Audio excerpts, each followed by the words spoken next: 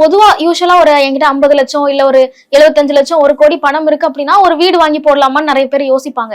So இந்த மாதிரி ஒரு லம்சம் கார்பஸ் இருக்கும்போது ரியல் எஸ்டேட்டை தாண்டி அவங்களுக்கு என்ன ஆப்ஷன்ஸ் இருக்கு சார்?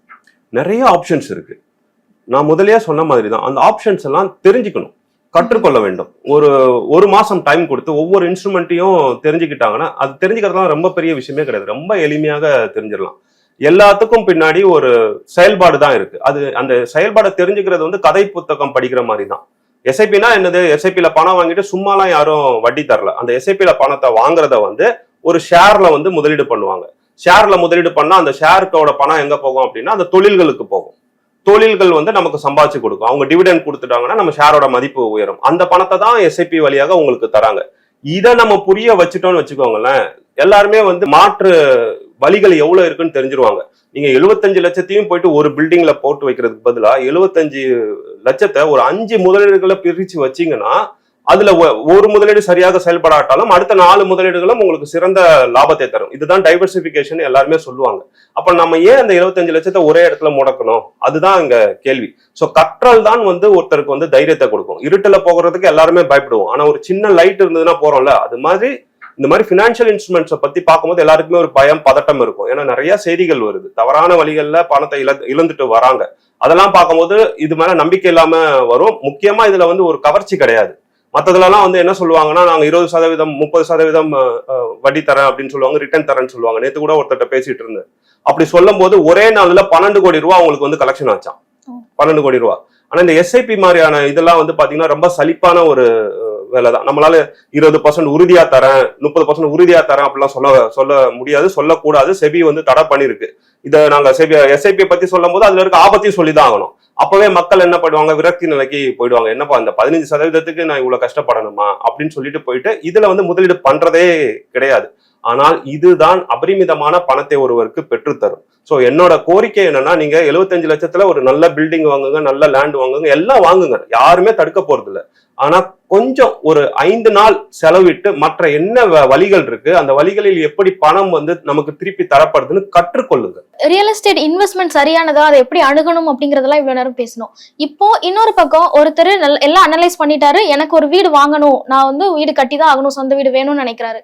சோ எப்பல இருந்து பிளான் பண்ணணும், அந்த குறிப்பிட்ட டவுன் பேமெண்ட்டுக்கு எப்படி எல்லாம் அவங்க இன்வெஸ்ட் பண்ணி அந்த கார்பஸை பில்ட் பண்ணலாம் சார்? நீங்க வீடு வாங்கணும், வேற வழியே இல்லை. எனக்கு வந்து 40 வயசு ஆனாலே நீங்க வந்து வாங்க ஆரம்பிச்சிடலாம். அவ்வளவு தூரம் காலம் தாழ்த்தினாலே போதும். வீடு கண்டிப்பா வாங்கணும் அப்படின்னா உங்களுடைய அந்த 3 வருடத்துக்கு முன்பே நீங்க திட்டமிடாம ஆரம்பிச்சிடணும். உங்ககிட்ட இருக்கிற பணம் எல்லாத்தையும், அது ஷேர்ல இருக்கலாம், வேற எங்கேயா கோல்டுல கூட இருக்கலாம், இதெல்லாம் நீங்க வந்து லிக்விடேட் பண்ணி எங்க கொண்டு வரணும்னா டெட் ஃபண்ட்ஸுக்கு கொண்டு வந்துடணும், இல்ல லிக்விட் ஃபண்ட்ஸுக்கு கொண்டு வந்துடணும். ஸோ ஏன்னா 3 மாசத்துக்கு முன்னாடியே நீங்க தயாரானால் மட்டும்தான் கரெக்டாக அந்த நேரம் வரும்போது உங்ககிட்ட டவுன் பேமெண்ட் பண்றதுக்கு பணம் இருக்கும். ஸோ 3 வருடம் அப்படிங்கிறது நல்ல கணக்கு. ஆக்சுவலா எப்படி கால்குலேட் பண்றது சார்? நீங்க ஃபர்ஸ்டே சொன்னீங்க 30% மேல இஎம்ஐ வச்சுக்க கூடாது அப்படின்னு. அந்த கணக்கு தானா, இல்ல நான் எவ்வளவு டவுன் பேமெண்ட் வந்து நான் சேர்த்து வைக்கணும், இவ்வளவு பெர்சன்டேஜ் நான் இஎம்ஐல போகணும், இவ்வளவு டியூரேஷனுக்கு இருக்கணும் அப்படிங்கறத ஒரு வீடு வாங்க போற நபரா நான் எப்படி கால்குலேட் பண்ணி தெரிஞ்சுக்கணும்? நான் திருப்பி என்ன சொல்றேன் அப்படின்னா, எவ்வளவு அதிக காலத்துக்கு நீங்க லோன் எடுக்க முடியுமோ அவ்வளவு லோன் எடுங்க. எவ்வளவு குறைவாக லோனை திருப்பி கொடுக்க முடியுமோ அவ்வளவு திருப்பி கொடுங்க. ஆனா இது வந்து எக்ஸிக்யூட் பண்றது ரொம்ப கஷ்டம். ஏன்னா லோனுனாலே நமக்கு ஒரு எதிர்மறை சிந்தனை அப்படிங்கறத நம்ம மறுபடியும் பேசியிருக்கிறோம். சோ ஆனா நீங்க ஒரு லோன் எடுக்கிறதுங்கிறது ஒரு வீட்டில் வாடகைக்கு இருப்பது போல் தான். எப்படி வாடகைக்கு இருக்கும்போது நான் ஏன் வாடகை கொடுக்குறேன்னு நீங்க கேட்கறது கிடையாது. அதே மாதிரி ஒரு பணத்தை நீங்க பயன்படுத்துறீங்க, அந்த பயன்படுத்துறதுக்கு நீங்க வந்து கவலைப்பட தேவையில்லை. அது வட்டி எவ்வளவுதான் இருந்தாலுமே உங்களுக்கு தரப்பட்டுள்ள அந்த 7%, 8% வட்டி தான். அது குறைந்த வட்டி தான் நம்ம மற்ற இன்ஸ்ட்ருமெண்ட்ஸை கம்பேர் பண்ணும்போது. அப்போ நான் சொல்ற கணக்கு என்னன்னா, அது எவ்வளவு தூரம் உங்களால இஎம்ஐயை குறைக்க முடியுமோ அவ்வளவு தூரம் குறைத்து விட்டு மற்ற இன்வெஸ்ட்மெண்ட்ஸ்ல நீங்க உங்க முதலீடுகளை அதிகப்படுத்துங்க அப்படின்னு தான் சொல்றோம். பலரும் வந்து நான் லம்சம் பணம் வச்சிருக்கேன், லோன் அடைச்சிட போறேன், அடைக்கட்டா சார்னு வந்து கேட்பாங்க. நான் வந்து அடைக்காதீங்க. எதுக்கு அடைக்கிறீங்க? ஏன்னா கையில பணமே இல்லாம இருக்கிறதா இங்க மக்களுக்கு மகிழ்ச்சி தருது. அதிகமாக யாருக்காவது பணம் இருந்ததுன்னா எல்லாம் பதட்டம் அடைஞ்சிடுறாங்க. சோ நான் வந்து அப்படியே மாத்தி சொல்றேன், நீங்க கையில பணத்தை வைங்க, பணத்தை அனுபவிங்கன்னா எதிர்மறை கிடையாது. குடும்பத்துடன் செலவு பண்றதுக்காகட்டும், இல்ல வெளிநாடுகள் சுற்றி பார்ப்பதாகட்டும், இந்த மாதிரி மகிழ்ச்சியான தருணங்களை வந்து நீங்க உருவாக்கிக்கோங்க. அதுக்கான வயது தான் இப்போ அப்படிங்கிறத நம்ம தொடர்ந்து சொல்றோம். ஸோ உங்க கேள்விக்கான பதில், என்னுடைய இது என்னன்னா, என்னோட பிலாசபி என்னன்னா, எவ்வளவு குறைந்த இஎம்ஐ கட்ட முடியுமோ அந்த மாதிரி நீங்க உங்களுடைய இதை ஸ்ட்ரக்சர் பண்ணிக்கோங்க. ஓகே. இது இன்னும் டீட்டெயிலா கேட்கணும் அப்படின்னா, உதாரணத்துக்கு ஒருத்தர் வந்து வருஷத்துக்கு 15 லட்சம் அவரோட சம்பளம் இருக்கு, இல்ல அவங்களோட ஃபேமிலியோட சம்பளம் வருஷம் 15 லட்சம் இருக்கு அப்படின்னா, அவங்க என்ன ரேஞ்ச்ல பிளான் பண்ணலாம் சார்? ஏன்னா நிறைய பேருக்கு இந்த வீடு கட்டணும்னு இறங்கும் போது இருக்கிற சிக்கல் என்னன்னா, அவங்க கை மீறி நிறைய செலவு பண்ணிட்டு மாட்டிக்கிறாங்க. சோ என்னோட ரெஸ்ட்ரிக்ஷன்ஸ் இதுதான், என்னோட பவுண்டரி இதுதான் அப்படிங்கறத அவங்க எப்படி தெரிஞ்சுக்கலாம்? ஸோ 15 லட்சம் அப்படிங்கும் போது நமக்கு வந்து ஒரு 5 லட்சம் வரைக்கும் நம்ம வந்து லோனு திருப்பி கொடுக்கலாம், இஎம்ஐ வச்சுக்கலாம். அப்ப 5 லட்சத்துக்கு வந்து மாசம் எவ்வளவு அப்படிங்கிறது பாருங்க, கிட்டத்தட்ட 40,000 வருதுன்னு வச்சுக்கோங்க. இப்ப 40,000ங்கும் போது நம்ம என்ன பார்த்தோம், முதல்ல ஒரு கணக்கு பார்த்தோம், 8,000 ரூபாய் நம்ம வந்து பண்றோம் பார்த்தோம் 10 லட்சத்துக்கு. ஸோ இவங்க எடுக்கக்கூடிய கடன் வந்து 5 லட்சம் 50 லட்சத்துக்கு லோன் வாங்கலாம். இதுதான் கணக்கு. இன்னும் நிறைய குடும்பங்கள்ல இருக்கிறது என்னன்னா, வீடு கட்டுற ப்ராசஸ்ல அவங்க கால்குலேட் பண்ணும் போதே இவ்வளவு நகை இருக்கு, இதையும் இதுல உள்ள போடலாம் அப்படின்னு நினைப்பாங்க. சோ ரியல் எஸ்டேட்காகவோ இல்ல மற்ற முதலீடுகளுக்காகவோ நகையை பிளட்ஜ் பண்ணியோ இல்ல நகையை வித்தோ அந்த அமௌண்ட் இதுல எடுத்துட்டு போறது சரியான முடிவா இருக்குமா? இது நகை அப்படின்னு பாக்குறத விட நம்ம எமர்ஜென்சி ஃபண்டுன்னு பார்க்கணும். உங்ககிட்ட சரியான எமர்ஜென்சி ஃபண்ட் இருந்ததுன்னா நீங்க நகையை வைப்பதில் தவறு கிடையாது. ஆனா உங்களோட எமர்ஜென்சி ஃபண்டே நகை தான் அப்படிங்கும் போது அந்த நகை நீங்க வச்சிடக்கூடாது. பலரும் செய்யற தப்பு என்னன்னா, வீடு வாங்குற ஆசையில கையில இருக்கிற அத்தனை பணத்தையும் வந்து வச்சிடுறாங்க டவுன் பேமெண்ட்டுக்கு, எப்படியாவது வாங்கிடணும் அப்படின்னு. அந்த அளவுக்கு துடிக்க வேண்டிய அவசியம் எல்லாம் கிடையாது. நம்ம மும்பைல இல்ல, மும்பைல இருந்தீங்கன்னு பாத்தீங்கன்னா அங்க இடமே கிடையாது. நேத்து வந்து எனக்கு ஒரு கிளைண்ட் வந்து மும்பைல இருந்து பேசுறாரு. அவர் என்கிட்ட சொல்றாரு 600 ஸ்கொயர் ஃபீட் 2 BHK 1 கோடி ரூபாங்கிறாரு. அது ரொம்ப கம்மி, மும்பைல கம்மி. எனக்கும் அதான் நினைச்சேன், என்ன இவர் 600 ஸ்கொயர் ஃபீட் 2 BHK 1 கோடி ரூபா அப்படின்னு சொல்றாரு, கம்மி. எனக்கு தெரியும் அந்த மும்பை ரேட் எப்படி போகுதுன்னு அப்படின்னு நினைக்கும் போது அவர் சொல்றாரு, சார் இது நியூ ஏர்போர்ட் வருது, அது பக்கத்துல நான் எடுத்திருக்கேன் அப்படிங்கிறாரு. அது நியூ ஏர்போர்ட்னா என்னன்னா, மும்பைல இருந்து 30-40 கிலோமீட்டர் தள்ளி. அது மும்பைங்கிறது ஐலாண்டு, இது மெயின்லேண்ட்ல இருக்கு, இந்தியாவோட மெயின்லேண்ட்ல இருக்குது. 40 கிலோமீட்டர் தள்ளி நாவி மும்பைன்னு சொல்லுவாங்க, நியூ மும்பைன்னு சொல்லுவாங்க. அங்கேயே வந்து இந்த ரேட்டுங்கும் போது அங்க வந்து நம்ம அவசரப்படலாம் இடம் வாங்குவதற்கு. ஆனா தமிழ்நாட்டுல வந்து நீங்க அவசரப்பட வேண்டிய அவசியமே கிடையாது, பொறுமையாக வாங்கலாம். ஏன்னா நமக்கு இடம் நிறைய இருக்குது. சென்னை வந்து பறந்து விரிஞ்சிட்டு வருது, அதனால நீங்க எல்லாத்தையும் போட்டு உடனடியாக பணம் வாங்கணும்னு அவசியமே கிடையாது. எமர்ஜென்சி ஃபண்டை தொடாம நீங்க என்ன வேணா செய்யலாம். அப்புறம் நீங்க ஸ்டார்டிங்லேயே சொன்னீங்க, எவ்வளவு உங்களால டைம் எக்ஸ்டெண்ட் பண்ண முடியுமோ அவ்வளவு டைம் எக்ஸ்டெண்ட் பண்ணுங்க, அடிஷனலா போனஸ் வந்ததுன்னா இதுல போட்டு அதை முடிக்கணும்னு நினைக்காதீங்க அப்படின்னு. சோ அதுக்கு என்ன காரணம் சார்? நான் டைம் எக்ஸ்பேண்ட் பண்ணும்போது என்னோட இன்வெஸ்ட்மெண்ட் பண்ற கெப்பாசிட்டியும் குறைய தானே போகுது, அப்புறம் ஏன் நான் அதை பண்ணணும்? நீங்க டைம் எக்ஸ்பேண்ட் பண்ணும்போது என்ன ஆகும் அப்படின்னா, உங்க கையில பணம் இருக்கும். நம்ம எல்லாருமே எதுக்கு சம்பாதிக்கிறோம்? மகிழ்ச்சியா இருக்கதான் சம்பாதிக்கிறோம். இந்த மகிழ்ச்சியா எப்ப இருக்க போறீங்க?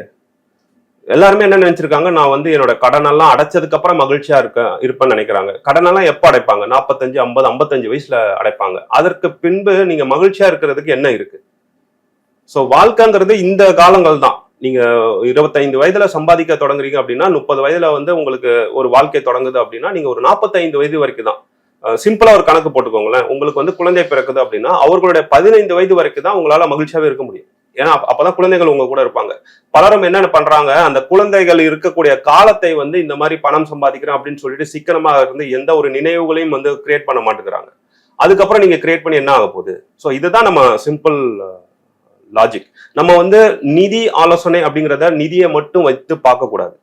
அந்த நிதி மூலமாக ஏற்படக்கூடிய வசதிகளையும் வாய்ப்புகளையும் சிக்கல்களையும் நம்ம ஆராய்ந்து பார்க்கணும். அதற்கான தீர்வு தான் நிதியே தவிர, நிதியை மட்டுமே தீர்வு நம்ம அப்படின்னு நினைச்சு நம்ம நிதி பின்னாடியே ஓடிட்டு இருந்தோம் அப்படின்னா வாழ்க்கையில பல விஷயங்களை இழந்துருவோம். ஸோ அதனால இந்த மாதிரி ஒரு அட்வைஸ் சொல்றோம். இந்த அட்வைஸ்ல வந்து கான்செப்ட் ரொம்ப சிம்பிள். உங்க கையில பணத்தை வச்சுக்கோங்க, உங்க கையில லிக்விடிட்டி வச்சுக்கோங்க, உங்க கையில உங்க பார்வையில பணத்தை வச்சுக்கோங்க, எதுவுமே இல்லாமல் இருக்காதீங்க அப்படிங்கறத சொல்றேன் சார். ஆனா நீங்க சொல்ற தியரியில இன்னொரு சிக்கலும் இருக்குல்ல. இன்னைக்கு இருக்கிற ஐடி வேர்ல்டு வந்து ரொம்ப ஃபாஸ்டா இருக்கு, நிறைய பேருக்கு 35-40லயே லே ஆஃப் நடக்கிறத பாக்குறோம். மற்ற துறைகள்லயும் இந்த பிரச்சனை இருக்கதான் செய்யுது. அப்படி இருக்கும் போது நான் கொஞ்சம் யங்கா ஆக்டிவா இருக்கும் போதே அதிகமா சம்பாதிச்சு இந்த லோன் எல்லாம் க்ளோஸ் பண்ணணும்னு நினைக்கிறது சரியான முடிவு தானே? என்னால ஒரு 15 வருஷத்துக்கு அப்புறம் இதே மாதிரி ஏர்ன் பண்ண முடியல அப்படிங்கும் போது இஎம்ஐ எனக்கு ஒரு பெரிய பர்டனா தானே வந்து நிற்கும். இன்னைக்கு மாட்டிக்கிட்டவங்க எல்லாருமே யாருன்னு பாத்தீங்கன்னா, இந்த மாதிரி இஎம்ஐல லோன் வாங்கி, சின்ன வயசுல லோன் வாங்கி, நீங்களே சொல்றீங்க 35-40 வயசுலயே வந்து வேலை இழப்பு வருது அப்படின்ட்டு. அவர்களால் அந்த இஎம்ஐ கொடுக்க முடியாமல், அந்த வீட்டையும் சொந்தம் கொண்டாட முடியாமல் வேலையை இழந்துட்டு இருக்காங்க. இப்ப என்ன ஆயிடுது அப்படின்னா, வீடும் அவங்க கிட்ட இல்ல, பணமும் அவங்க கிட்ட இல்ல. சோ அப்ப என்ன அர்த்தம் அப்படின்னா, ஃபர்ஸ்ட் பணத்தை பாருங்க, பணத்தை பார்த்ததுக்கு அப்புறம் வசதியை தேடுங்க. அவ்வளவுதான் கான்செப்ட். நீங்க சொல்றது வந்து நான் சொல்றதுக்கான எதிர்மறையா இருந்தாலுமே அவர்கள் தான் சிக்கல்ல மாட்டிருக்காங்க. இப்போ நிறைய விஷயங்கள் பாக்குறோம், பதிவுகள் Facebookல பாக்குறோம். வீடு வச்சிருக்காங்க, வேலையை விட்டு எடுத்துட்டாங்க, இஎம்ஐ எப்படி கட்ட போறேன்னு தெரியலன்னு வருது, குழந்தைகளை எப்படி படிக்க வைக்க போறேன்னு தெரியுது அப்படின்னு வருது. இதுல சிக்கல் எங்க வருது அப்படின்னா, யாருமே வந்து அவங்கள அப்ஸ்கில் பண்றதுக்கு, உலகத்தை பற்றி தெரிந்து கொள்வதற்கு செலவு பண்ணவே இல்லை. ஒரு வீடு வாங்கியிருக்காங்க, அதுக்கு இஎம்ஐ கட்டுறாங்க, அதை மட்டுமே பார்த்துட்டு இருந்திருக்காங்க. அந்த வீட்டுக்கான செலவுகளை மட்டுமே பார்த்துட்டு இருக்காங்க. ஒரு 4 நாடுகள் போய் சுத்தி பார்க்கல, 4 அறிவை வந்து அவர்கள் பெற்றுக்கொள்ளவே இல்லை. வேலைக்கு போறவங்க எல்லாம் வந்து என்னன்னா ஒரு செக்கு மாடு மாதிரி ஒரே இடத்த சுத்தி சுத்தி வராங்க. இப்போ திடீரென்று லே ஆஃப் பண்ணோம்னா அவங்களுக்கு என்ன பண்ணணும்னே தெரியல, உலகமே தெரியல. அந்த சிக்கல்ல தான் மாட்டிக்கிட்டாங்க. நீங்க தயவு செஞ்சு ஒரு பணத்தை வந்து இப்படி வீட்டுல முடக்காதீங்க. பணத்தை வைத்துக்கொண்டு 4 ஊரு போய் சுத்தி பாருங்க, ஒரு பிசினஸ் ட்ரை பண்ணி பாருங்க. ஒரு வீக்கெண்ட்ல வந்து ஏதாவது எக்ஸிபிஷன் நடக்கும், அதெல்லாம் போய் எப்படி இயங்குது, உலகம் எப்படி இயங்குது, பொருளியல் எப்படி இயங்குதுன்னு தெரிஞ்சுக்கோங்க. அதுலலாம் நீங்க ட்ரை பண்ணி உங்களை பயிற்சி எடுத்துக்கிட்டீங்கன்னு வச்சுக்கோங்களேன், உங்களை யாரு வேலையை விட்டு எடுத்தாலும் சரி, நீங்க கவலைப்படவே வேணாம், எப்படினாலும் பொழைச்சிக்கலாம். ஓகே, நீங்க சொல்ற விஷயத்துல இன்னொரு சிக்கல் என்ன அப்படின்னா, ரெண்டல் ஹவுஸ்ல இருக்கும்போது வாடகையும் வந்து ரொம்ப ஜாஸ்தி ஆயிட்டே போறத பாக்குறோம். வருஷத்துக்கு வருஷம் அதோட இன்க்ரீஸ் ரொம்ப இருக்கு. அப்படி இருக்கும்போது அதுக்கு பதிலா ஒரு ஓன் ஹவுஸ் அப்படிங்கிற அந்த மென்டாலிட்டி சரிதானே? நான் சொல்றதெல்லாம் நீங்க சிக்கல்னு சொல்றீங்க, எனக்கே பயம் வந்துருது நான் சொல்றது கரெக்டா இல்லையான்னு. வாடகை உயர்ந்துட்டே தான் வரப்போகுது. ஆனா வாடகை ஏன் உயருது அப்படின்னா, பொருளாதாரம் உயர்வதால் உயருது, பணவீக்கம் உயர்வதால் உயருது. இந்த பணவீக்கத்தையும் பொருளாதார வளர்ச்சியும் உள்ளடக்கியதுதான் நம்ம எஸ்ஐபியோட வளர்ச்சி அப்படின்னு சொல்றோம். நம்ம இந்த கால்குலேஷன் பார்த்தோம். Inflation plus GDP plus fund manager performance தான் சராசரியா 15% தருதுன்னு. நீங்கள் சரியாக முதலீடு பண்ண கற்றுக்கொண்டீங்க அப்படின்னா இந்த மாதிரியான விஷயத்துக்குலாம் நீங்க பயப்பட வேண்டிய அவசியமே கிடையாது. நீங்கள் ஒரு புத்தகத்தை எடுத்து கணக்கு போட்டு பாத்தீங்க, பெர்சன்டேஜ் வைஸ் கணக்கு போட்டு பாத்தீங்கன்னா உங்களுக்கே தெளிவான விடை கிடைஞ்சிடும். நம்ம அனுமானத்துல பேசவே வேணாம். வீடு உயரும், அப்ப என்ன ஆயிடும், நம்மளால வீடு வாங்க முடியாது, வாடகை கட்ட முடியாது, அதெல்லாம் தேவையில்லை. ஒரு எக்ஸல் இருக்கு, எல்லாருமே எக்ஸல் பயன்படுத்துறாங்க. மேக்ஸ் போட்டு பாருங்க. மேக்ஸ் போட்டு பாத்தீங்க அப்படின்னா உங்களுக்கு தெளிவான ஒரு விடை கிடைச்சிடும். நேற்று கூட என்னுடைய கிளைண்ட் ஒருத்தவங்க வந்து கேட்டிருந்தாங்க, என் பொண்ணு 10 வருஷத்துல படிக்கணும், அதுக்கு நான் பணம் சம்பாதிக்கணும் அப்படின்ட்டு. அவர் வந்து 31 நாளும் வேலைக்கு போயிட்டு இருக்காராம் இதுக்காக. சோ நான் அவர்கிட்ட சொல்லிட்டேன், அவர்கிட்ட ஒரே வார்த்தை தான் கேட்டேன், நீங்க புத்திசாலியா உங்க பொண்ணு புத்திசாலியா அப்படின்னு கேட்டேன். அவர் ஆப்வியஸா என் பொண்ணு தான் புத்திசாலி அப்படின்னாரு. அப்போ புத்திசாலிக்காக நீங்க ஏன் ஹெல்ப் பண்ணணும்? உங்களோட புத்தி குறைவான இருப்பவர்கள் தான் நீங்க ஹெல்ப் பண்ணணும். அப்ப இந்த வாழ்க்கையை நீங்க வாழுங்க, அவங்களா அவங்க பாத்துப்பாங்க.